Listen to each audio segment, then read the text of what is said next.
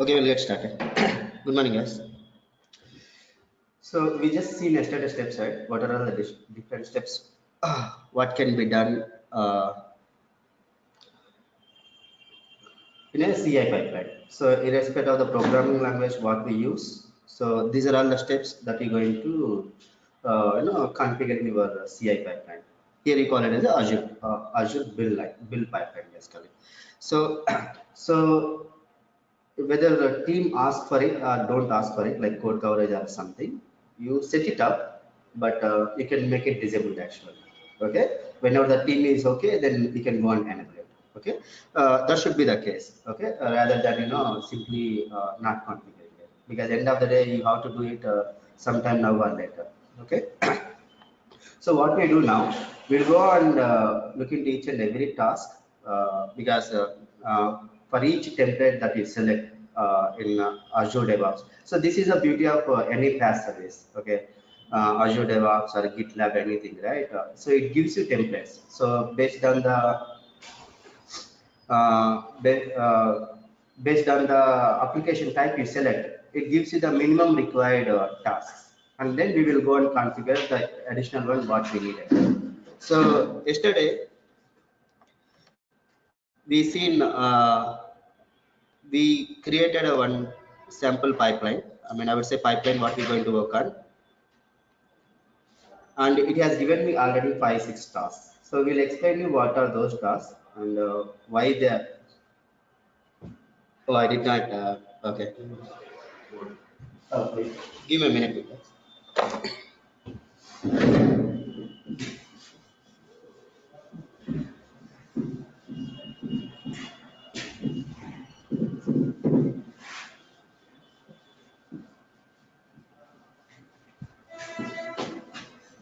Okay. Right. So we'll go and create a build pipeline for my ASP.NET MVC application. So it gives me a set of tasks. As I told you, either I can start with the empty job, I can go and add the, so I have to add the similar task only. I don't have any other choice because those are the mandated tasks for any ASP.NET MVC application. So it's not MVC. MVC is just an architecture. Any ASP.NET application you need it actually. Okay. So let's go and create a new pipeline. So as I told you, I'll be using editor. So it's easy to use. If you want to learn ML, right? Once you create the pipeline using the editor, you can see the ML here. I mean, let's go and see it, and you will have the ML option. You can go and see it actually.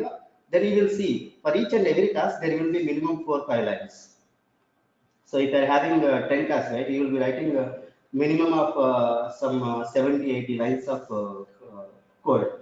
And AML is case sensitive and AML is space sensitive as well. Okay, let us say for keywords or something, you probably you think that they are giving first one line after next line will be after 3 or 4 spaces, right? You may think that that is for styling purpose. No, so you have to use tabs. So certain things you need to follow it, which is not visible to your eyes. So you may think that it is for styling. You may keep space, space, space, and it will not work. It will not recognize. So these are all the things. It reduces the productivity. Okay. So if you are very passionate about it, create like this, and you go and see what is the YAML generated for you. What you can do after that, you can copy paste that. You copy, and when you are creating a new pipeline, you can simply paste it actually. So that is the easiest way. But most of the times you will not be using the YAML. You will be using YAML only when you are working with Kubernetes. Okay. There also, nowadays what's happening since AWS, Amazon, AWS, Azure, everyone has come up with their own Kubernetes version. So there also YAML is getting generated automatically. So because they don't want the people who are using their platform feel difficult, because the moment people feel difficult, they will go with the other platform. So there also it is getting everything automatically generated.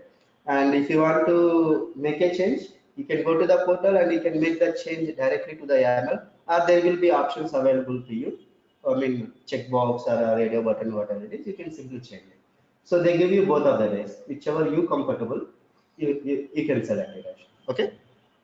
So the first step in our pipeline creation is selecting the source repository, right? So since I am already in this project, Azure Pipeline Lab, automatically it gives me the repository.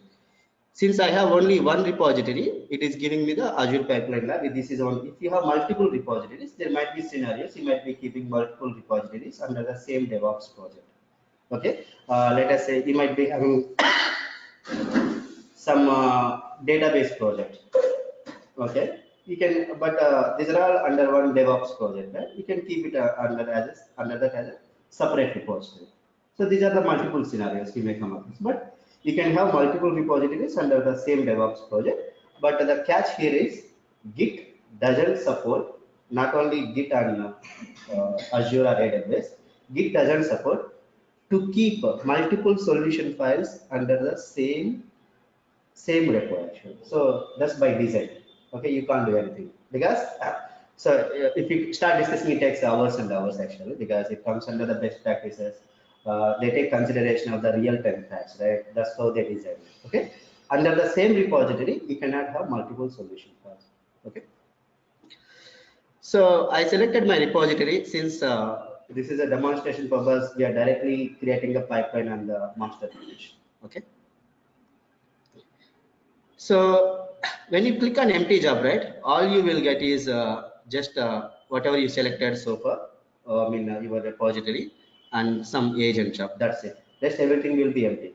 Now, if I have to go and add, so I have to go and add minimum 5-6 tasks here and have to configure it.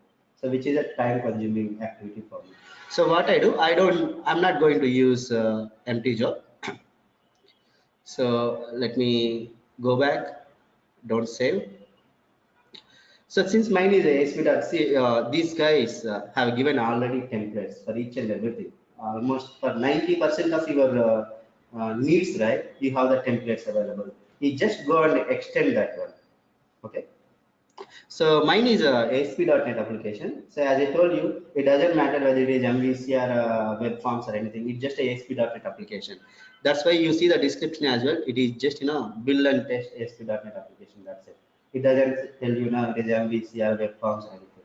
It is just ASP.NET application. That's it. Because these are all different architecture patterns what people use it. Okay, and for you, whatever is the architects are designed, the architects implement in their application, it doesn't matter for you. End of the day, it is just a code for you. Okay. So you see all these different, right? NuGet 4441. 441 is a version basically. We will talk about it. And build solution, test assemblies, etc. These are publishing the files, everything. Okay. So let's look at the first one. These are very important things that you need to understand. The first one is just a name. Okay, you can give any name. By default, when you create it, it will give, it follows naming convention, right? Azure Pipelines Lab is my project name, and ASP.NET is a template name inside, and this is a CI pipeline. So this is the naming convention that Microsoft is using. If you want to change it, you can change it. So it automatically gets changed. Okay. So you can name it as per your naming conventions. Okay, this is okay. That's not a big deal. The next one is the agent pool. This is what are very important for you. Okay. So we were talking about these agents, right? So if it is a combination, multiple pools, you call it multiple agents, you call it as agent pool. As simple as that. So for every job, you call it as a job, you call it as a build, you call it as some execution. Everything is something working piece, right? For every job, you need some server to run, right? Be it your laptop, be it a server. So it will go and run somewhere else, and then it gives you the output.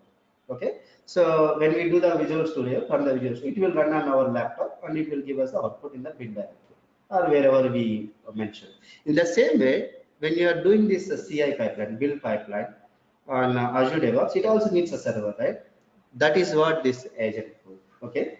By default, when you create a pipeline, right? If you select Azure pipelines, you see hosted Azure pipeline under hosted category. That means this is the pipeline. This is the agent that gets created automatically when you run your build. So internally it creates one temporary virtual machine which you don't see actually. If you go and read the documentation, understand it.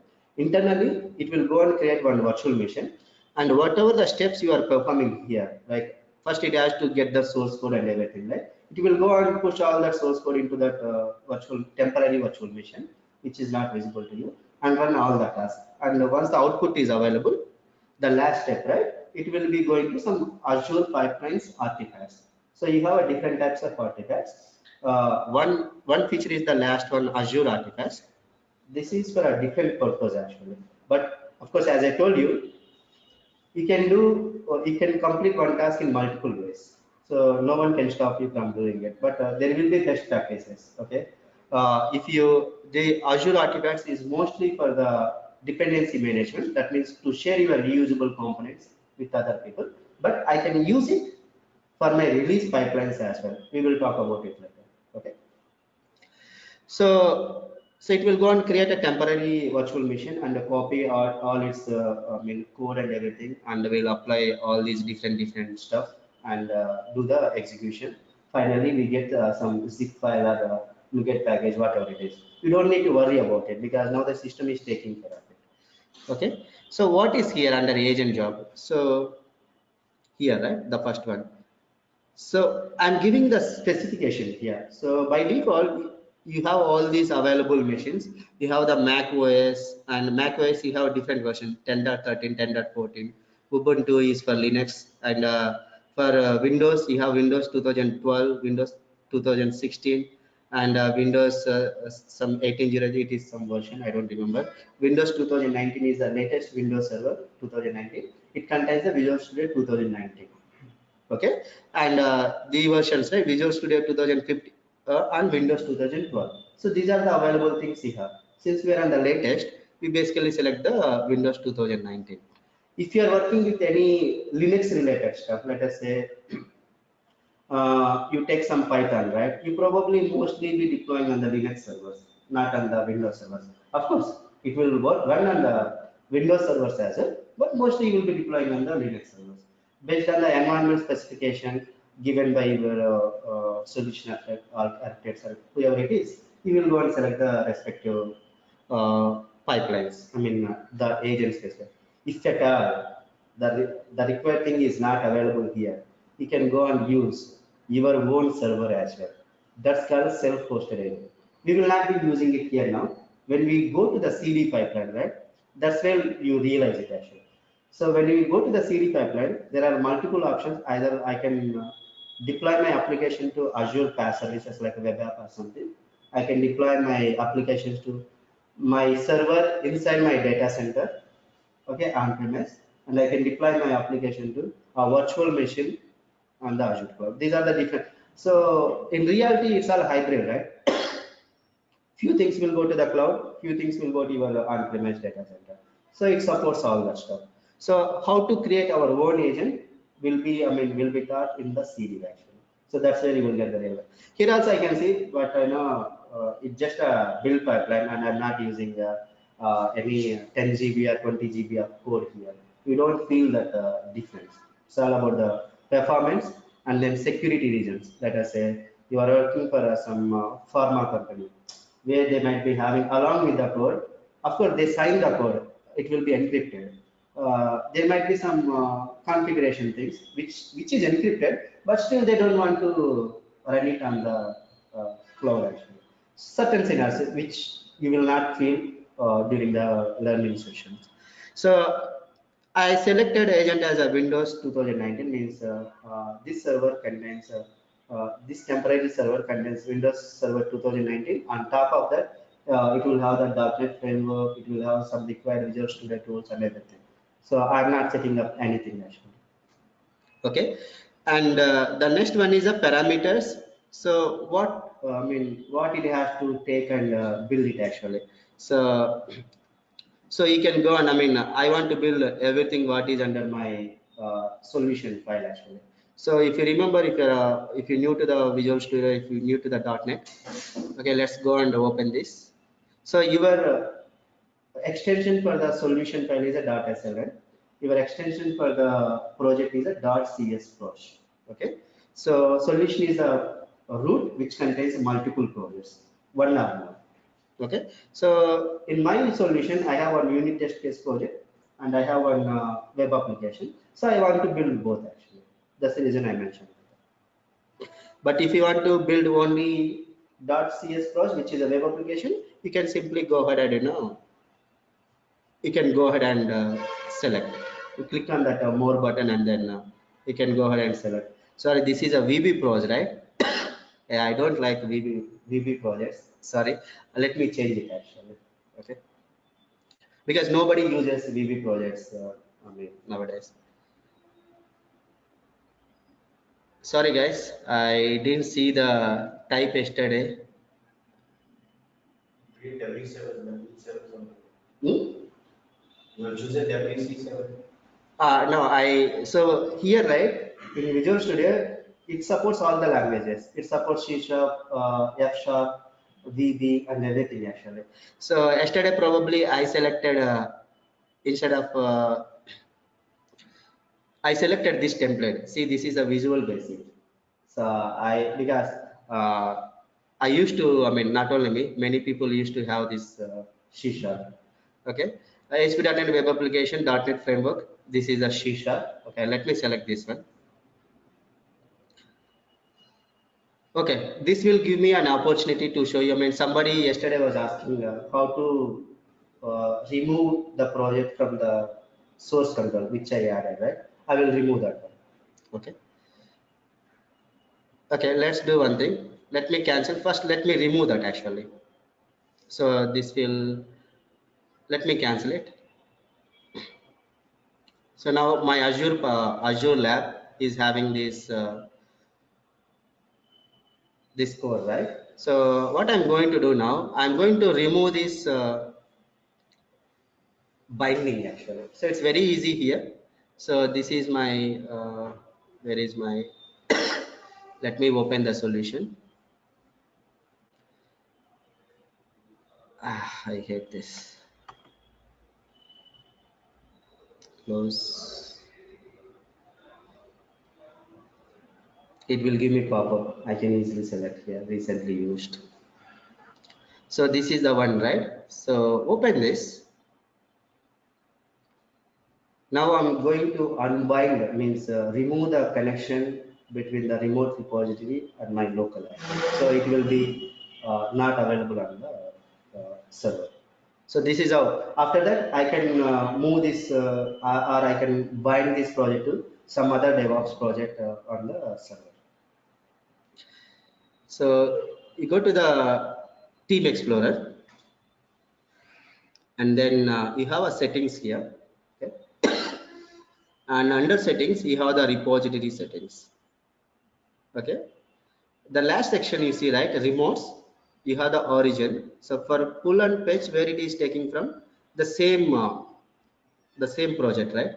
Azure DevOps ATM session is my organization name, and the next Azure Pipeline Lab is my project name, underscore Git, and then Azure is my repo name actually. I'm going to remove both. Remove remote origin. Yes. That's it. Now, if you see here, it is locally. This is local actually. This is not on the server. Let's go and see. It should not be here. It has to go actually.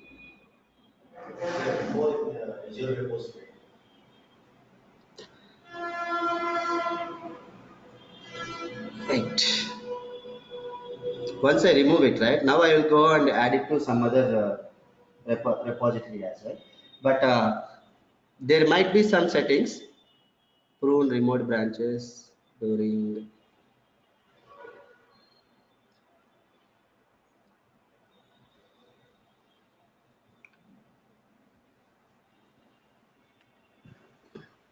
I think the remote thing we need to commit to the repository, right?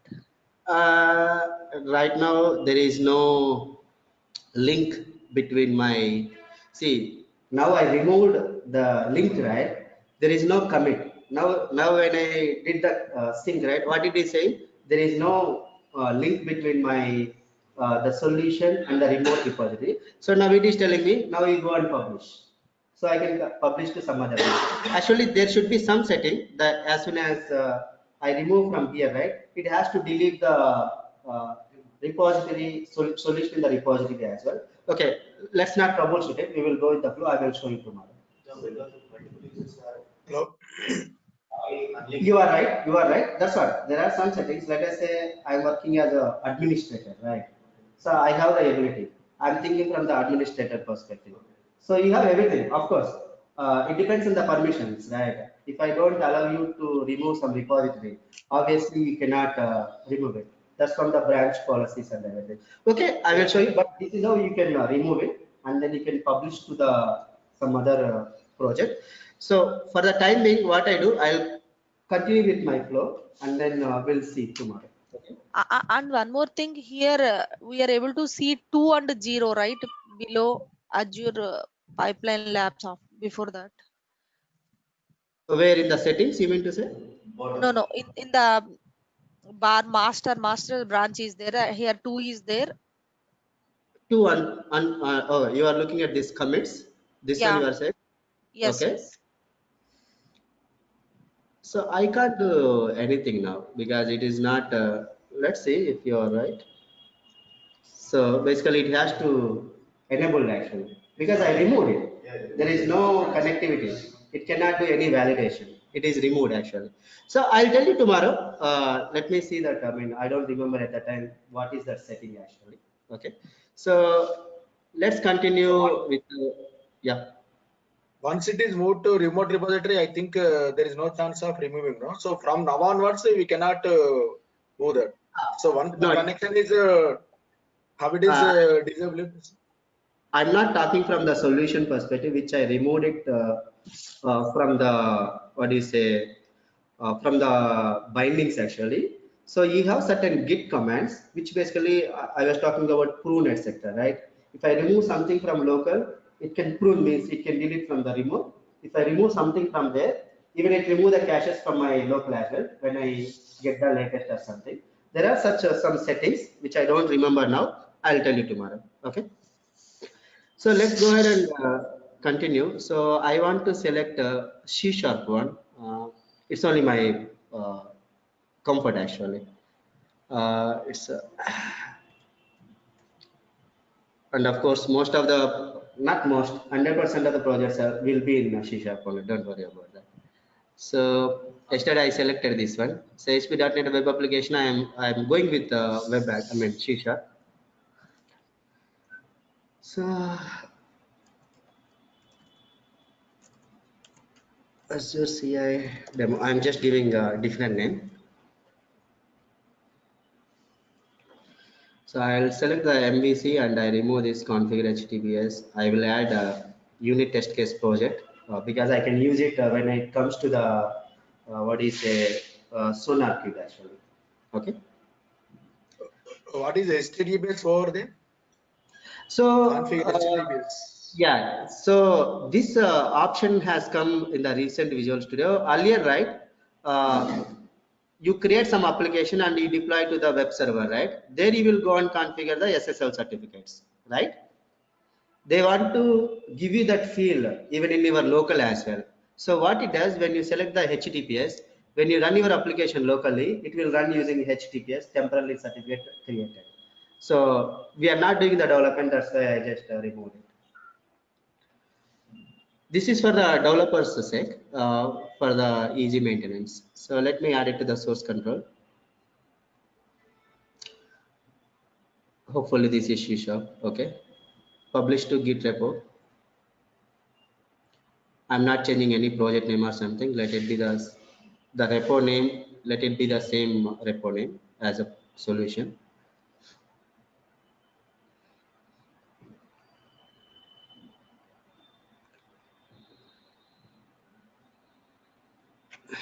Done. Let's go to portal.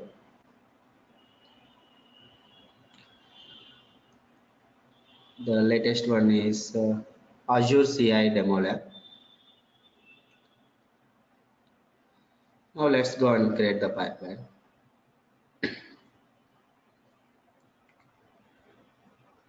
So when you are basically doing these things, create two users. For one user, just give the executing the job permission.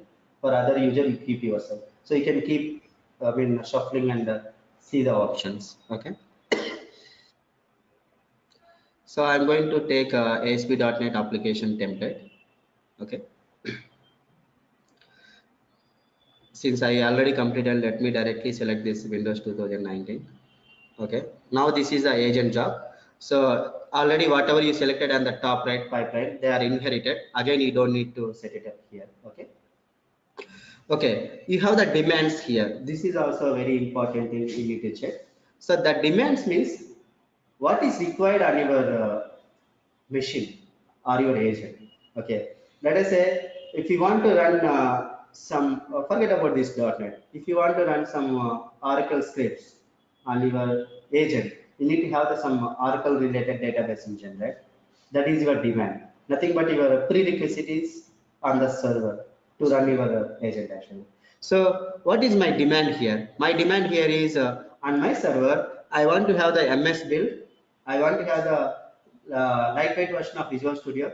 If it installs the entire Visual Studio, it takes hours and hours. So whatever is required for the build, basically you call it as a build tools, not the complete Visual Studio ID actually. Okay, don't worry about it. And then since I am having my test project here, I need a VS test as well. And when you are configuring your further, right, your build pipeline, let us say you want to run any third-party components on this temporary server.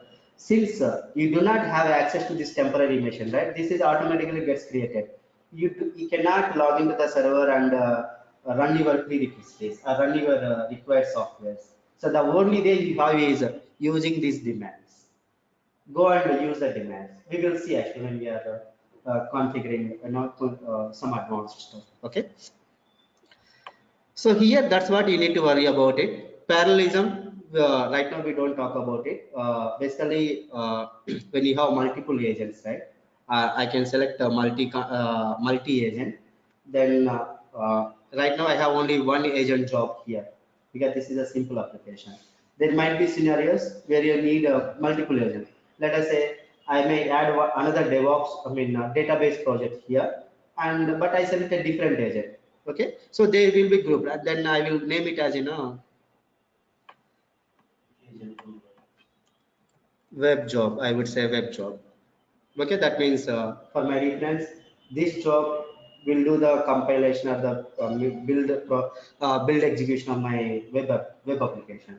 I may add a database project. We will be seeing the database projects as well. So I will add one more job. Of course, I can add it to the same set of tasks. It will go in sequence. If I can add another job and I can select a multi-agent, it can go in parallel. Means your time will be reduced. The way it executes is not different, but the time will be reduced. We will see when we will go in advanced. So if you go to the visual, so let's talk about something. This is important for you to understand why I added why this template added a NuGet installer there. So you have this packages config, right? So you remember when we selected the project and we went to the bin folder, we only see some 10 DLLs or something. But when I compiled it, when I click on F5, it added some other DLLs. Means that actually during the runtime, it actually downloaded those files from some repository. For .NET, they use NuGet. For Java, they use Maven. Okay, we'll see. I will show you the Java project as well. Okay. So when I'm running from the Visual Studio, when I click on the build solution, it went to, it went and queried the NuGet data and downloaded all the repository. So we need to do the same thing. This is the manual. We need to do the same thing in the automation as well, right? That's why, since here the NuGet is built in inside the Visual Studio, but on the server it's not built in. So we need to add those stuff. So that's the reason we have this use NuGet 441. So if it is not there, basically how you add a task, we will show. You simply go and click on the plus button, and you can go and search for any task.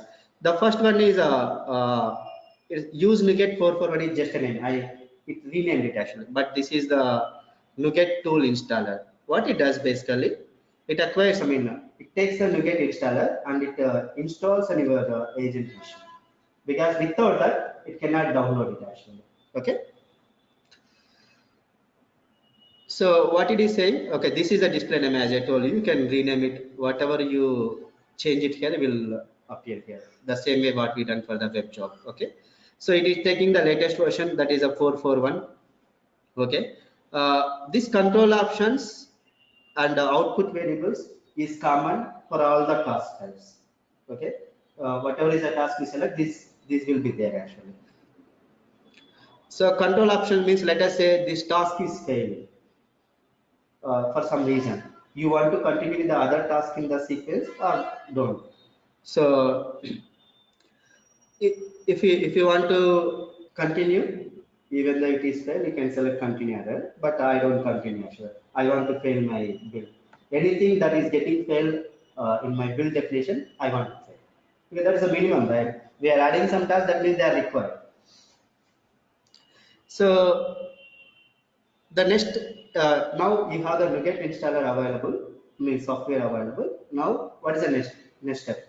You need to use some command in the NuGet and get downloaded all the respective libraries, and it knows actually, NuGet knows, it basically goes and look into the packages.config and it downloads. Don't worry, if you want to have something, you go, developers, what they do, they go to the packages.config and they make an entry. That's it. And this is the command, since this is a template, added by template, it automatically added that command actually. But you have the other commands. So we use the other commands in the later sessions. Okay. Right now I'm just downloading the required libraries as per the packages config from the NuGet data. That's it. This is a restore command. So this is a SLN file. Star means is, you don't need to give the absolute path, right?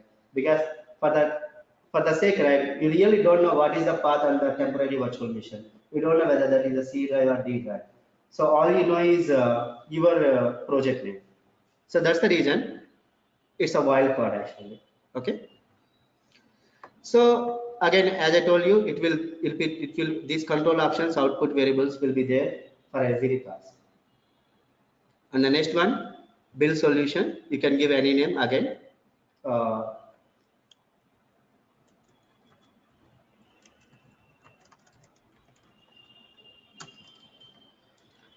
So I said MVC build step. What I am building, I'm building my solution file. Okay. And the Visual Studio version, it's the latest. Of course, we are using the latest. If you don't want, you can go and select it. Okay. But generally, latest version supports all of the previous versions. Okay. And coming to this one, right? MS build arguments. When you are working with open source tools like Jenkins or something, you need to mention all these options. Okay.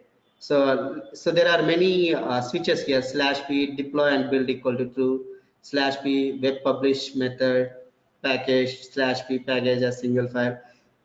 These are all the things what you will be configuring if you are using some unmatured products, because they are open source, right? But nowadays, if you see even Jenkins, they're also coming with the templates, because they're also tired, because people give the feedback, right?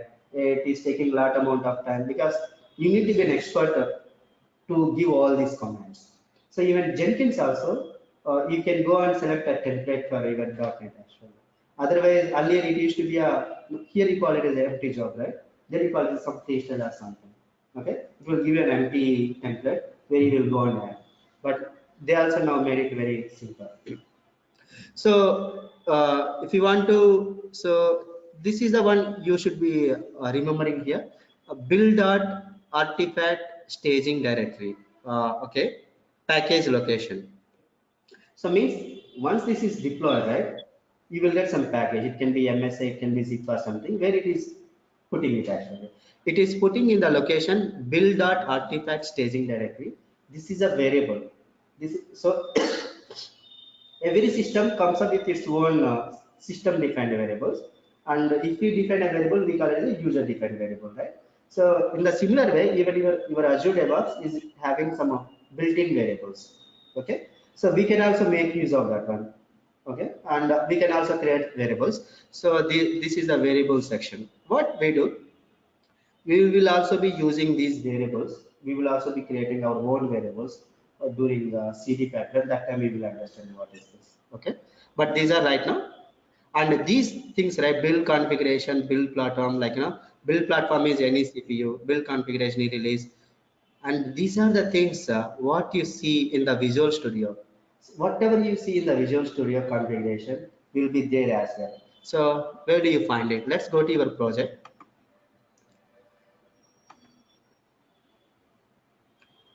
Go to properties. So you see the configurations here, many things. So build configuration. So any CPU. These are the things what you see there actually. Okay. So every manual will have a automated. I'm just showing these things to you. In future, if you if you don't know something here, you can go and verify there what it is there, etc. I mean, just for your learning purpose. Okay. Let's go to my tasks. So now I clearly mentioned, okay, using MS build, build my solution and put my package in this artifact staging directory. This is automatically given by your job actually. Okay, this is a template. And build platform. This is a variable C. This is, I mean, the variables are declared like this $. Okay, if you go to the variables, we have the build platform here, right? Here you name it as usual, but when you are using it, use a $. So I'm saying any CPU here. And then configuration, this is the same variable. Again, you have these control options variables. It will be there for every task. Okay. And then you have the test assemblies. Everything will be same. So what you are using test assemblies. And then this is a display name, forget about it. And then where do you want the test results? So this is a system variable, some temporary. Of course, you will not have access to this one, but once you run the build, right, you can see the results in the UI itself. So it will come there actually, and you can you have the notifications mechanism, right? You can configure them to email, etc. Okay.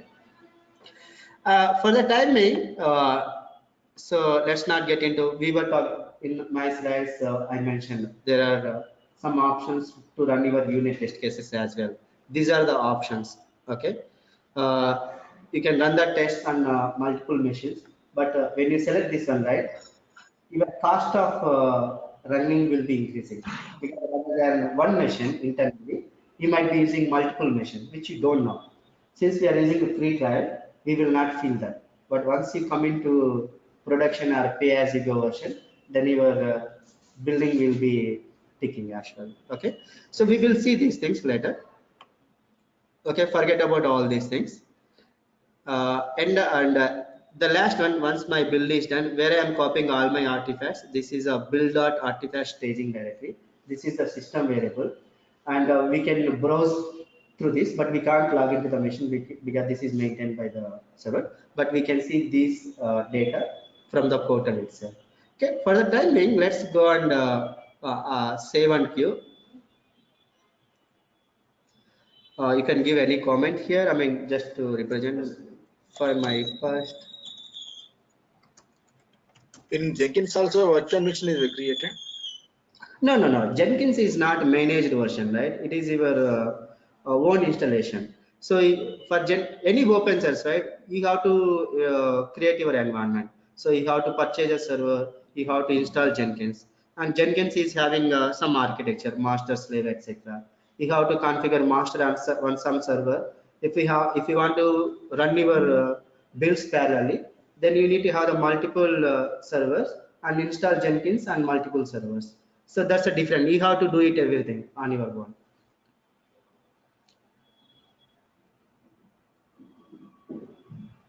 So now I saved my changes. Leave it.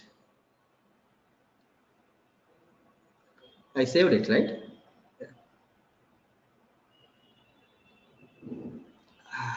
Let me refresh.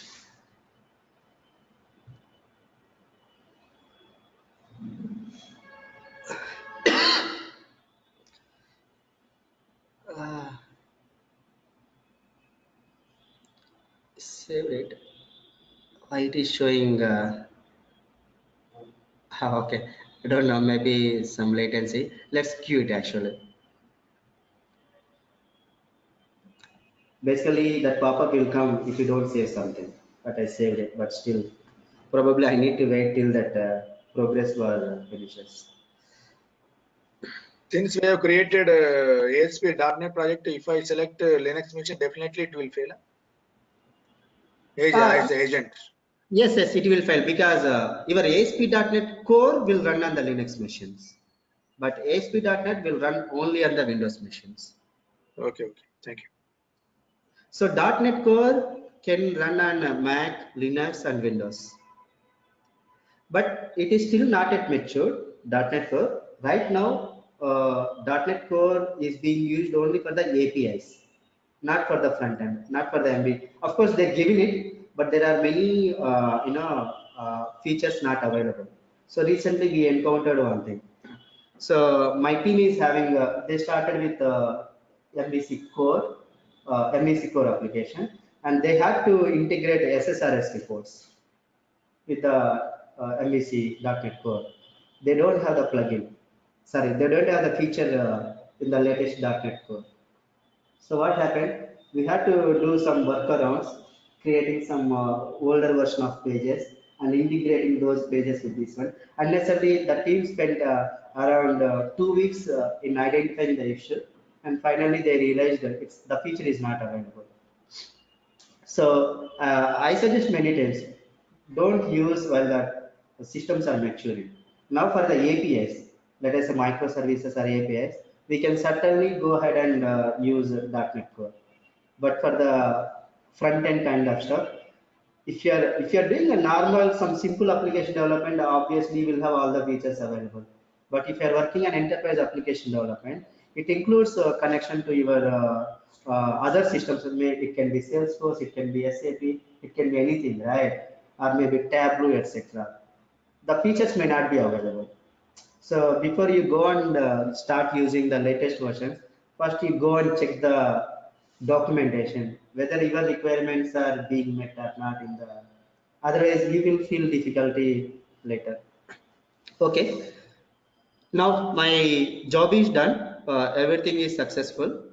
Now where I can see my artifacts. So you have these artifacts. You can go and the drop is the name I given in my task actually. Okay. Now, so these are the artifacts that are generated by your Visual Studio build. Sorry, Azure build definition. Okay, you have a zip file and some supporting deployment commands, etc. So basically, when you are doing it, I mean, if it is a 5, 6, 7, 8 years ago, right?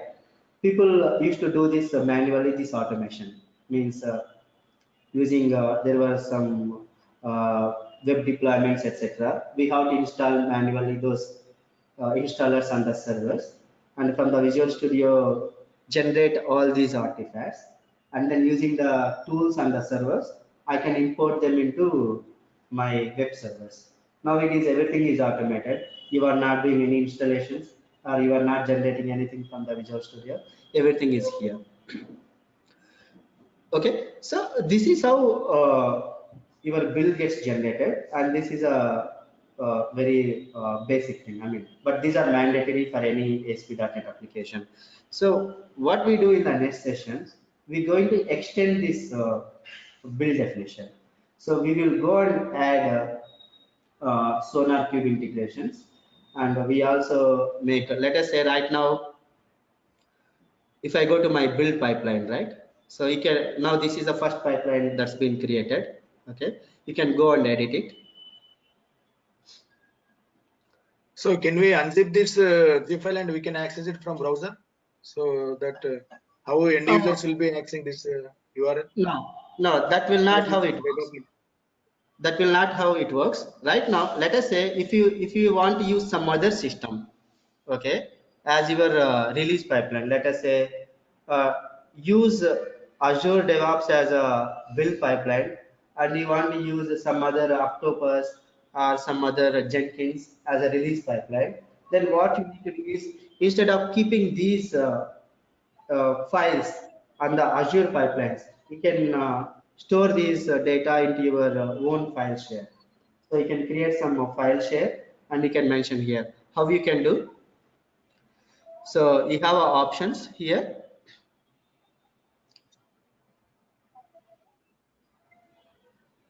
Sorry.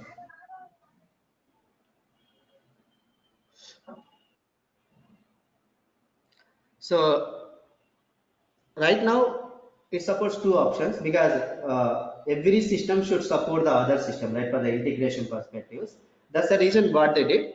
If you want to add, I mean, if you want to use some other system for the release perspectives, or I would say in layman terms, deployment perspectives, you can take these artifacts with you. How you can take? You use the file share option. So once you give the file share option here, you have to give your so this could be your server, and this could be your folder, etc. You can create some uh, shared folder on one of your servers, and give access to your account. I mean, this pipeline is running under my account, right? You have to give access to that one. That way, you use only build purpose, you use Azure DevOps, and release purpose, you can use some other one. So that's how it works. So this is the best way. Okay, so they given both the options.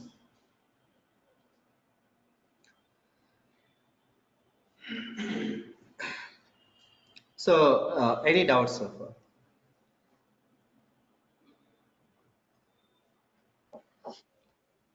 So here, what I mean to say here, once we generate this zip file, so when we unzip it, what is the outcome? So whether it is a DLL file or what is that? Yeah, it When we contains, unzip that. if it is your ASP.NET application, it contains DLLs and some other supporting information. And if it is a console application, it contains exe. And if it is some other mechanism, I mean, it depends on the project type that you selected. Okay, okay. So DLL files, so if suppose in Java we have generated jar file, and when Exactly. we unjar it, what happens automatically a URL is created, so that we can access from browser. So how No, these people will no, be no, using from end no, users, no, how no. this? No, no, no, no. You haven't deployed this application. Okay. When your URLs will be available, when you deploy to the some server, right? I Yeah, haven't yeah, deployed. exactly. I just created a build actually. I just got the artifacts. Until unless I deploy to some server, you cannot access them. We have the Okay, okay. executable ready for the deployment. Okay. That is what I'm asking. Yeah, that, so I'm just going step by step. I'm not Okay, doing the mix and match. Okay. okay, okay. Any other doubts? What is the We'll be difference adding between further steps. GitLab and GitHub? You want to? Difference between GitLab and GitHub. Okay. So if I have to say simply, GitHub is similar to your Azure DevOps. Okay. In Azure DevOps, you have all these features in under one pane, right? Your pipelines, builds, repos, and everything. So from one page, I'm able to do everything. I don't need to install multiple softwares on the multiple servers and do my stuff. So this is a PaaS service from the Azure cloud, Microsoft Azure. In the similar way, GitLab is a company who created a GitLab platform to do the similar activities. So there also, yeah, there, no, it's not open source. GitLab is a company, that's a paid one. So similar to this one. So even GitLab also, you can install on your server and you can start using it. The way we can do for the Azure DevOps. And if you don't want, if you're a small company or you can't afford, you can take the subscription. So you can log into their GitLab website, and you can do whatever I'm doing it here on the GitLab as well. So GitLab is a platform for your DevOps.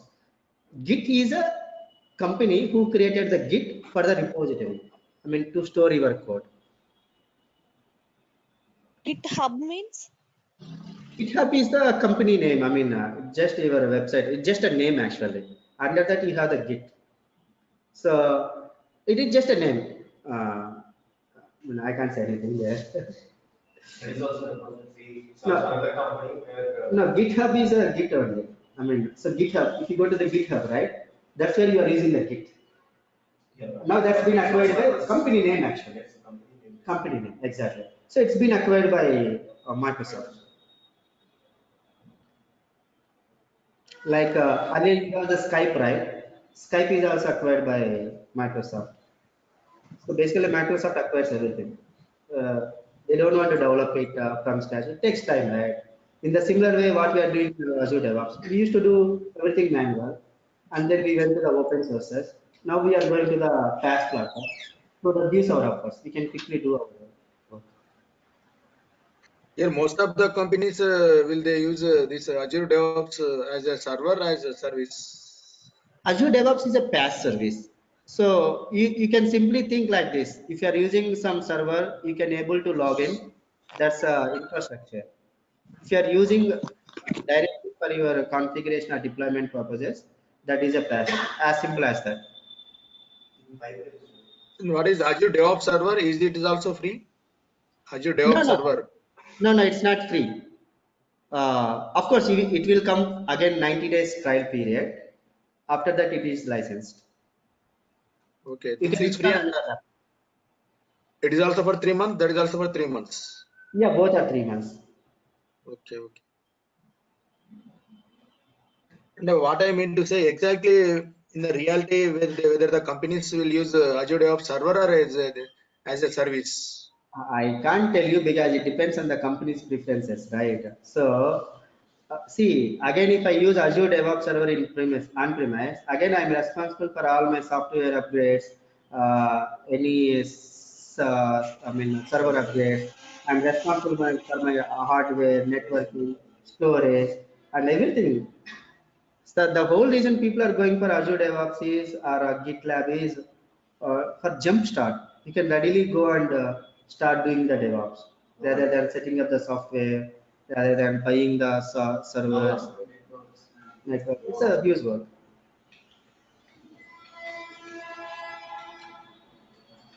Okay. Purna, you are saying about the jobs, right? Whether you are saying, and you have showed us that the multiple jobs can be set up, right? Whether Right. there is a possibility of any workflows for it, like today I decided to run particular job in a sequence, and tomorrow if there was if new feature has been added and I want to change this sequence, so if there is any possibility here? No, this is not a workflow system. So here job is not related to your job in the workflow. This Okay. job is nothing but it's just a name to run your build definition or to run your release definition. This is not a workflow. You can change the, I mean, you can change the sequence here and you can make it parallel. But this doesn't work like the workflows in your Windows Workflow Foundation or workflows in your Salesforce where you give flowcharts and run it, right? It's not like that. This is as simple as some bad jobs what you are running. You may keep it in some sequence, but rather than using command lines, you are using UI. This is nothing to do with your workflows.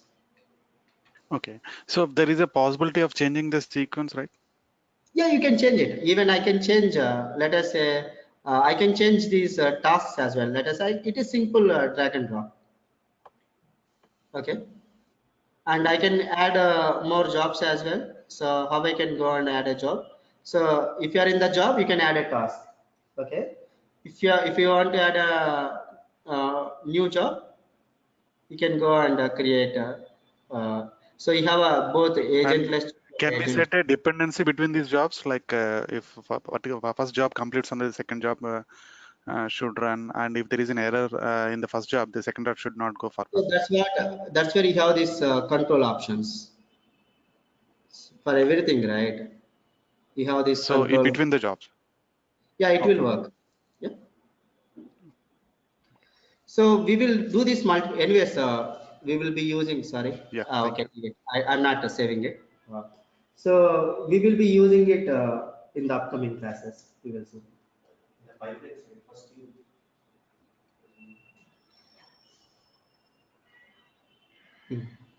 The pipeline, when you create a pipeline, first step is you'll be choosing the repo, Yes. right? And now you are choosing from Azure repos. Azure.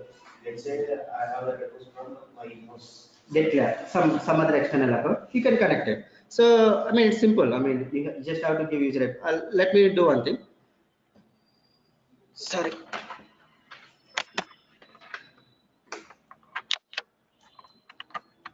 So let's see that one quickly. Okay.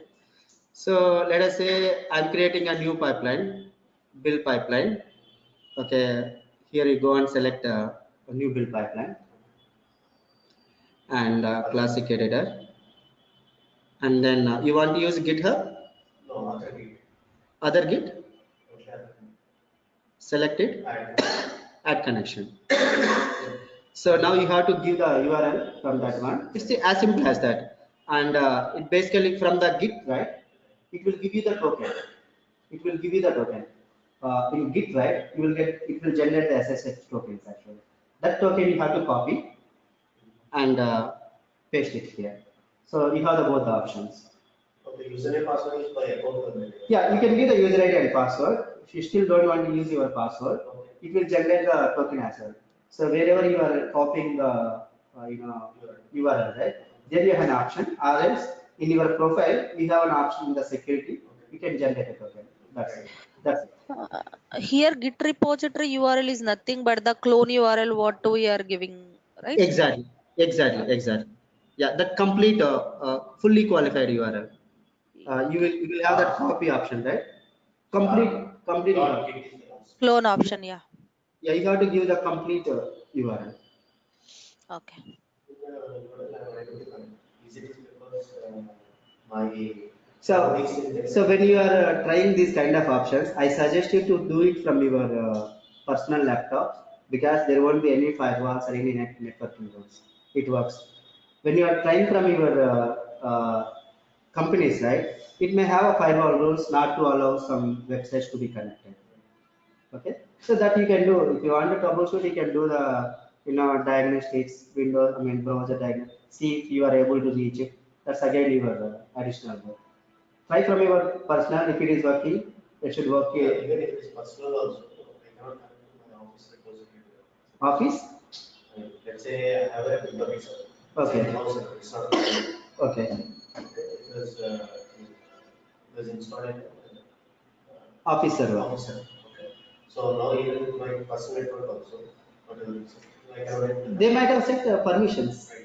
And Both my, Azure cloud and this one also both belongs to the same network. yeah, it depends on the permissions because these I are want to the know how to check it. When is there is any that we have. I mean, these are the networking rules. This is see if you're if you're getting a invalid user ID password or something, that means this is related or permission. Right. You need to get the permission granted, etc. That is related to your permissions. If you are not getting such kind of thing, if you are getting some blank, and if it is repeatedly trying, that means something related to your network and some blind. I mean, these are the blind concepts that you need to apply. The moment I get invalid user ID password, permissions are not there, that means my networking is good. This is related to the permissions. No, I want to just check whether there is an interconnection between my cloud network and this one. You have to do all your telnet commands, all kind of stuff. So, and mostly you are not your free subscription is not part of your AD. No, not this is set up. You can check. You can use all networking commands. You can go to your. Yeah, but from Azure, how can I check it? That's what. No, this is a PaaS platform, right? You cannot check from here. If you are using a server, then I probably can log into the server and I can use a ping, telnet, anything, and then check the connectivity. But Again, the next session you'll be creating on VM, right? From there, I can able to just ping. yeah, you will not be able to ping because my server, whatever I create in my Azure cloud, is not part of your. I can do that. You can do it, but it will time out for certain. Okay, until unless they have a public IP address which is accessible to internet, you will not be able to connect with it. So these are the networking concepts. So this is as simple as that. All you need is your URLs and user ID passwords and connect with them. But if you are using Jenkins, it is a different story. You will have to copy your tokens in some certain locations. Yeah. SSH, I do SSH. Exactly. So this is easier compared to using other things. Okay, guys, that's it for today. We'll catch up again tomorrow. So we'll be looking at SonarQube. This is where you will see more the most interesting stuff. Okay. Thank you.